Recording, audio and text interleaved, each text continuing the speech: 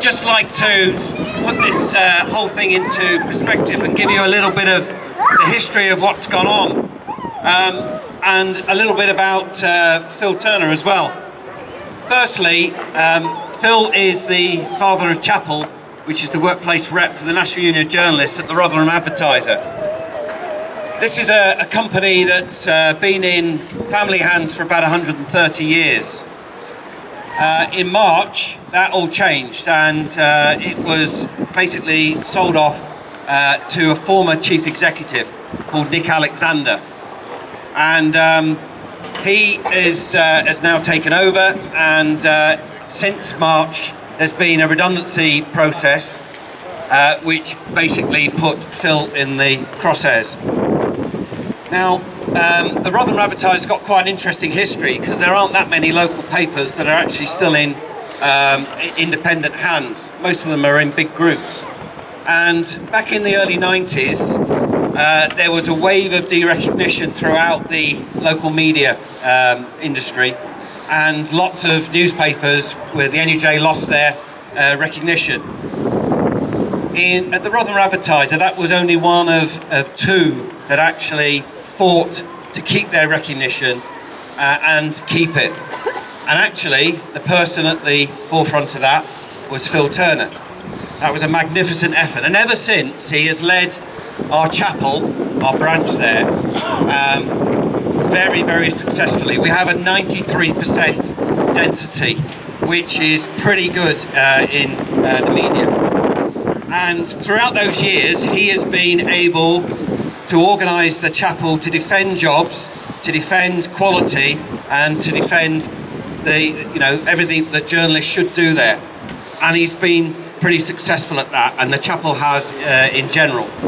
Now we've got a situation where, with a new owner, I think we can understand that they want to make money out of this, big money, and they want to do it in short time. And the easiest way to do that is to make sure that you get rid of union organisation and the people who are best there to organise that chapel.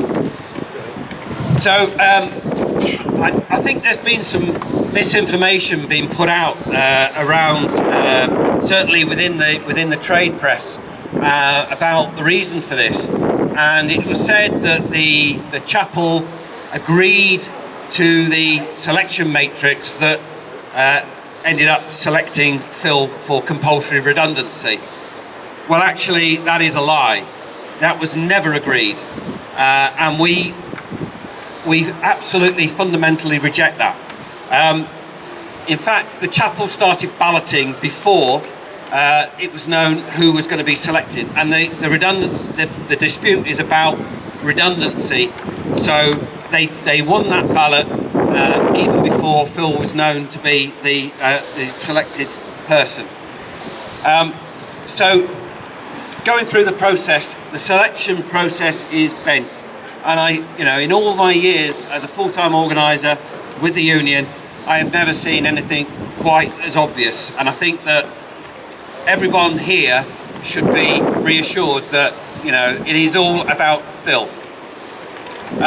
So we have a ballot for strike action. The chapel will be taking strike action on Thursday. That will be after Phill has his appeal against redundancy on Tuesday. So what I want everybody here to go away is to go into your unions, go into the community, tell people about what's happening to Phill, say that it's not on, it's not going to work, and that we're going to fight it. The NUJ is 100% behind Phill. He's been a magnificent FOC, and we are not going to let him go away without a massive fight. Thank you.